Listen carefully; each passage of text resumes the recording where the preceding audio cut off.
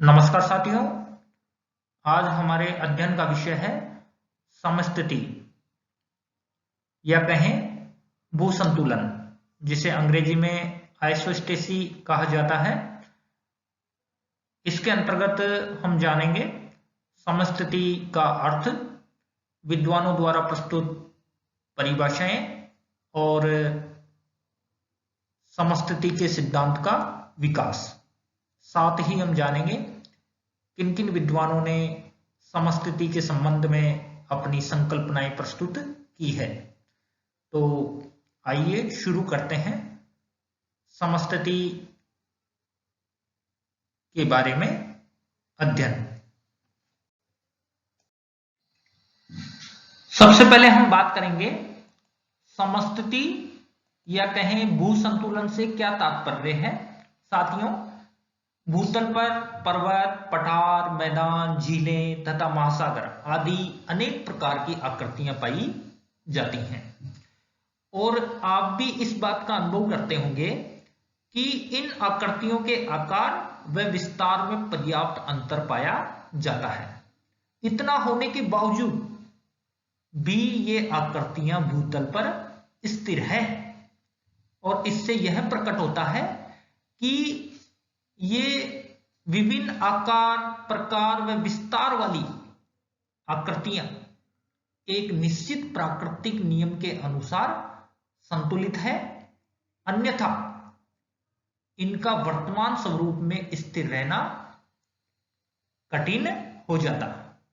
ठीक है, यानी भूतल पर स्थित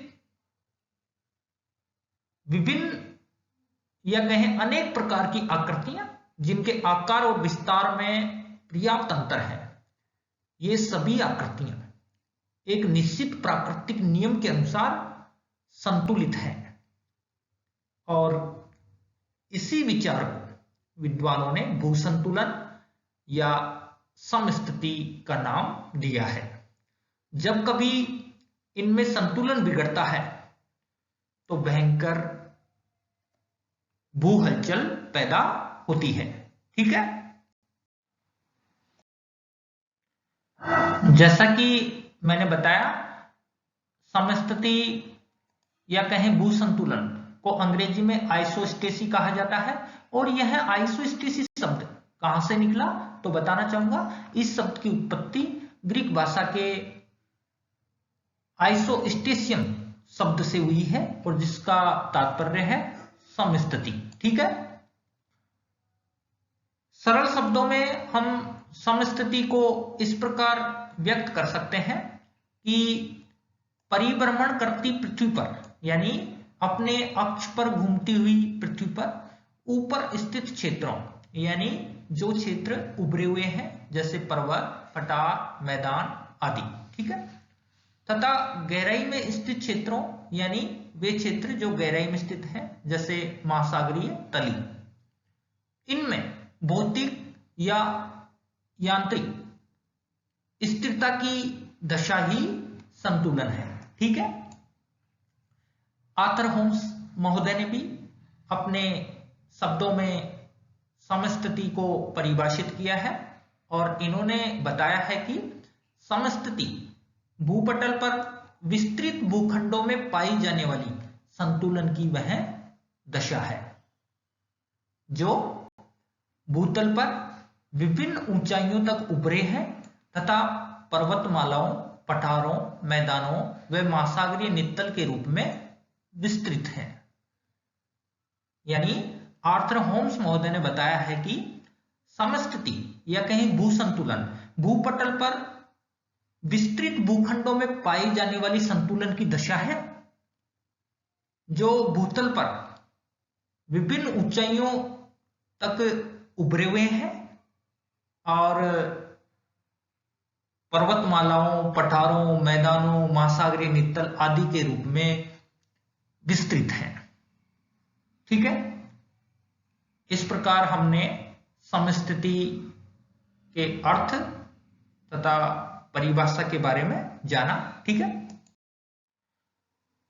साथियों, समस्थिति शब्द का सर्वप्रथम प्रयोग प्रसिद्ध भूगर्भवेत्ता सीई डटन महोदय ने 1889 में किया और इनका प्रमुख उद्देश्य था कि भूतल के असमान भागों यानी ऊंचे उठे हुए भागों जैसे पर्वत, पठार, मैदान तथा नीचे दशे भागों जैसे महासागरीय बेसिन, इनमें संतुलन को दर्शाना था।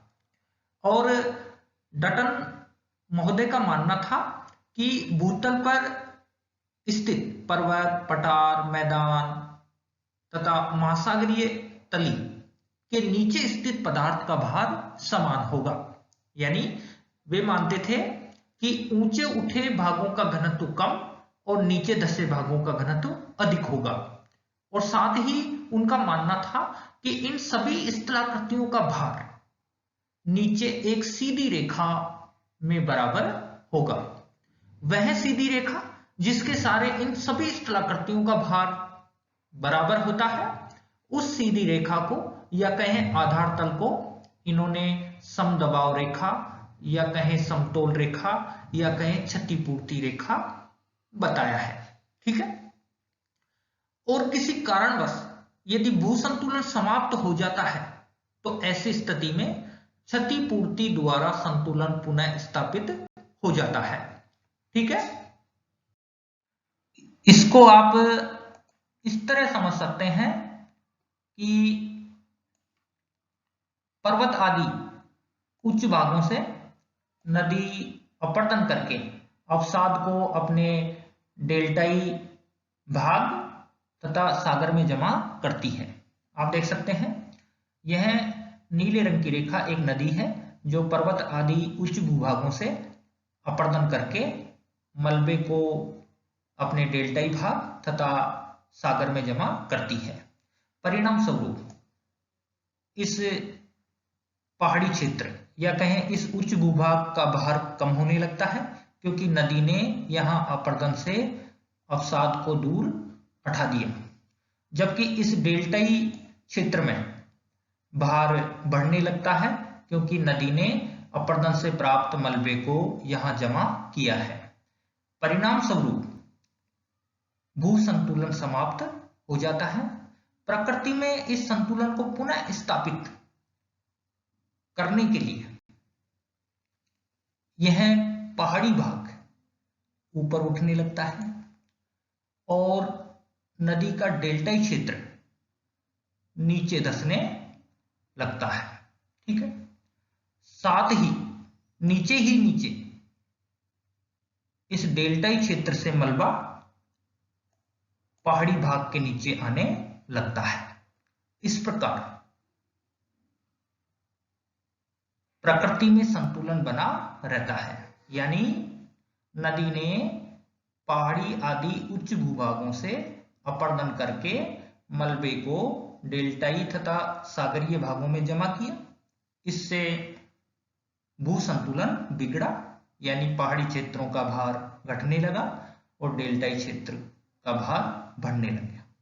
परिणाम स्वरूप इस संतुलन को पुनः स्थापित करने के लिए पहाड़ी क्षेत्र ऊपर उठने लगा और डेल्टाई क्षेत्र नीचे दसकने लगा। इतना ही नहीं, इस डेल्टाई क्षेत्र से मलबा नीचे पहाड़ी भाग के नीचे आने लगता है ताकि प्रकृति में संतुलन बना रहे। ठीक है।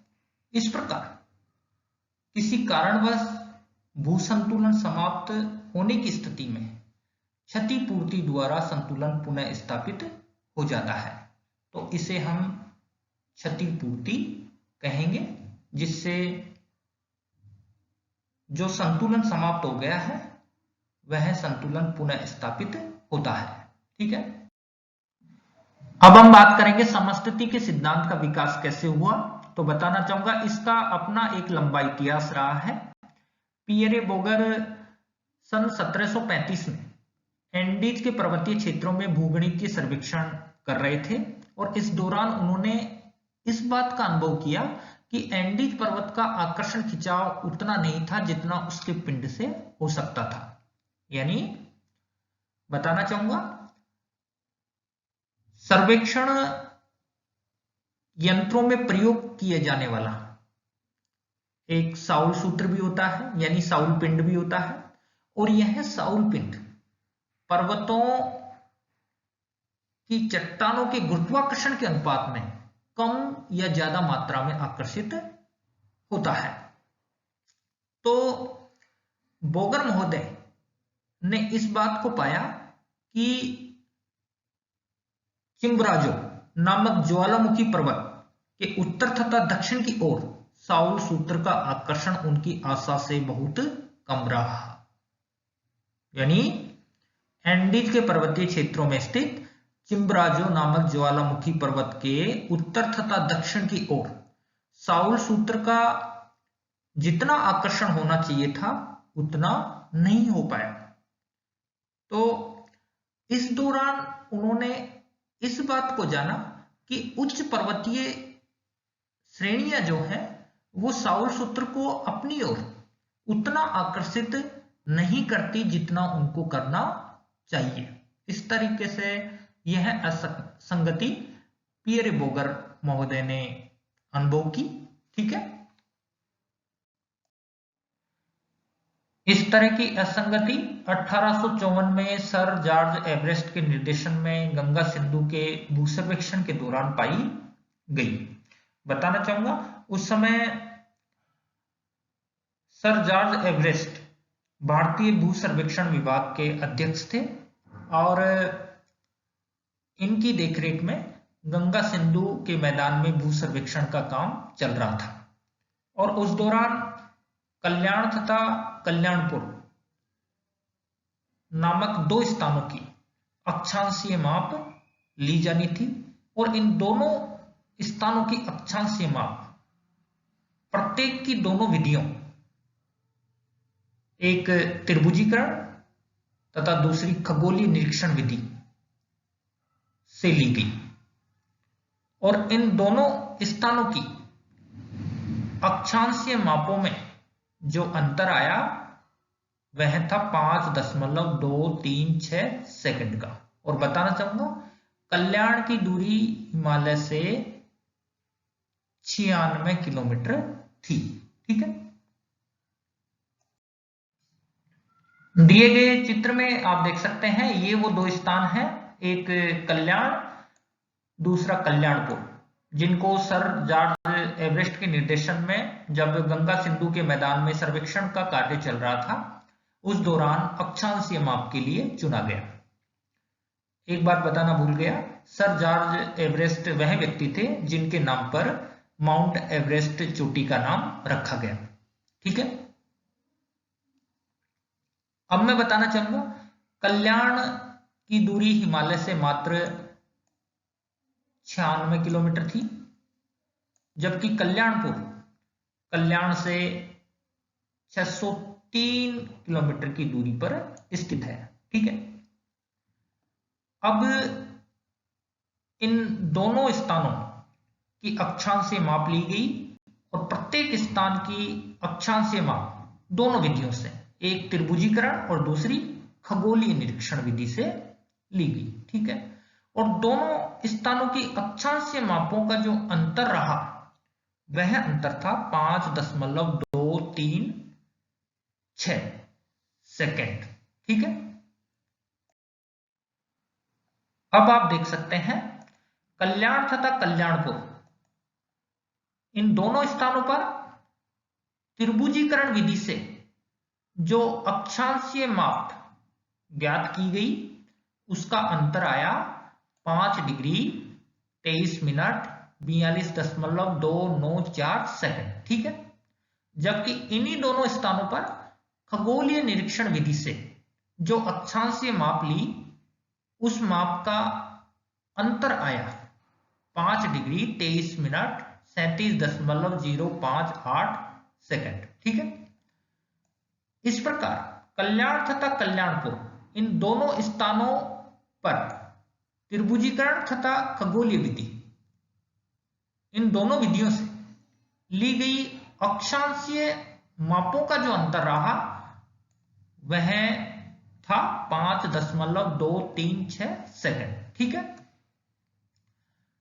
जब इस असंगति या कहें इस अक्षांशीय माप में अंतर का कारण एरी महोदय के सामने रखा, तो एरी महोदय ने इसको कल्याण की हिमालय पर्वत से निकटता को माना, यानी कल्याणपुर की अपेक्षा कल्याण नामक स्थान हिमालय के अधिक निकट है और हिमालय पर्वत अपनी आकर्षण शक्ति से कल्याण नामक स्थान पर साउल सूत्र को या कहें साउल पिंड को अपनी ओर आकर्षित कर रहा है। ठीक है, इस प्रकार आप देख सकते हैं एरी महोदय ने हिमालय की आकर्षण शक्ति को कल्याण तथा कल्याणपुर की अक्षांशीय माप में अंतर का कारण माना। ठीक है, अब आप दिए गए चित्र के माध्यम से आप देख सकते हैं कि यह कल्याणपुर नामक स्थान है और यह कल्याण नामक स्थान है। बताना चाहूंगा कल्याणपुर हिमालय से अधिक दूरी पर स्थित है, ऐसे में यहां सर्वेक्षण के दौरान साउल सूत्र आकर्षण रहित रहता है। ठीक है, यानी साउल सूत्र में आकर्षण नहीं होता या कहें आकर्षण नहीं के बराबर होता है। ठीक है, जबकि यह दूसरा स्थान कल्याण है। कल्याण नामक स्थान हिमालय से अधिक निकट है, ऐसे में यहां पर आप देख सकते हैं यह खंडित रेखा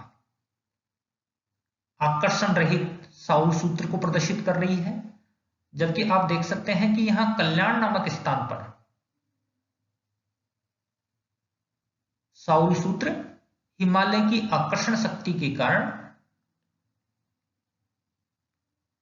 खींच रहा है, यानी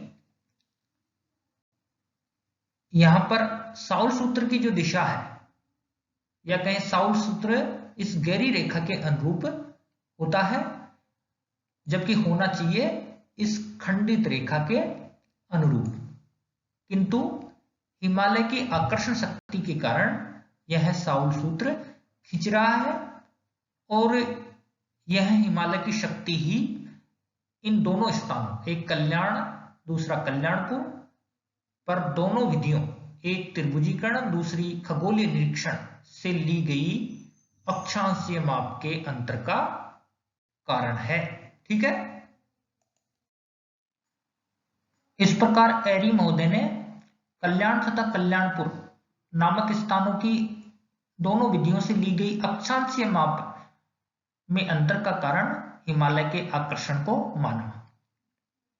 इस तरह एक समय पियरे बोगर ने जो अनुमान लगाया था वह अनुमान समय के साथ तथ्यों में आके जाने लगा। इस असंगति को यानी कल्याण तथा कल्याणपुर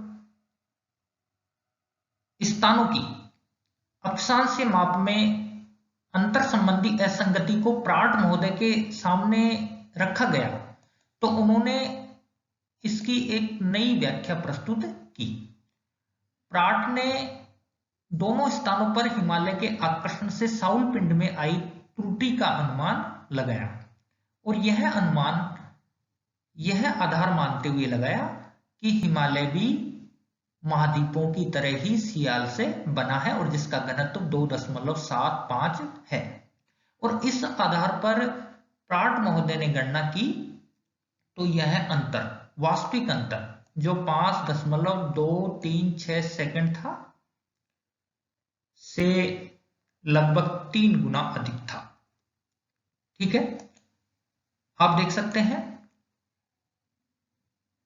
प्राट महोदय की गणना में कल्याण नामक स्थान पर हिमालय के आकर्षण से साउल पिंड में आई त्रुटि 27.853 सेकंड थी, जबकि कल्याणपुर नामक स्थान पर यह त्रुटि 11.968 सेकंड थी। इस प्रकार इन दोनों स्थानों पर साउल पिंड में आई त्रुटि का अंतर 15.885 सेकंड होना चाहिए। इस प्रकार प्राट महोदय का मानना था कि कल्याण तथा कल्याणपुर इन दोनों स्थानों की त्रिभुजीकरण तथा खगोलीय निरीक्षण इन दोनों विधियों से ली गई अक्षांशीय मापों का अंतर 5.236 सेकंड न होकर के 15.885 सेकंड होना चाहिए। और इससे यह स्पष्ट है कि हिमालय पर्वत सही रूप में अपनी आकर्षण शक्ति का प्रयोग नहीं कर रहा है। ठीक है। जब प्राट महोदय के विचारों से यह निकल कर आया कि हिमालय पर्वत अपनी आकर्षण शक्ति का सही रूप में प्रयोग नहीं कर रहा है, तो एक नई समस्या का जन्म हुआ कि हिमालय की कम आकर्षण शक्ति का वास्तविक कारण क्या है। यानी हिमालय की वास्तविक आकर्षण शक्ति गणना की गई आकर्षण शक्ति से कम क्यों है। इस संबंध में विद्वानों द्वारा कुछ प्रमुख सुझाव दिए गए, खासकर प्राट और एरी महोदय के द्वारा। इसमें एक सुझाव है कि हिमालय एक खोखला भाग है और जिसके अंदर चट्टानें न होकर बुलबुले हैं, इस कारण इसका भार तथा घनत्व कम होगा। यह विचार काल्पनिक सिद्ध होता है, क्योंकि एक बुलबुले से बना इतना ऊंचा खोखला पर्वत धरातल पर कैसे टिक सकता है?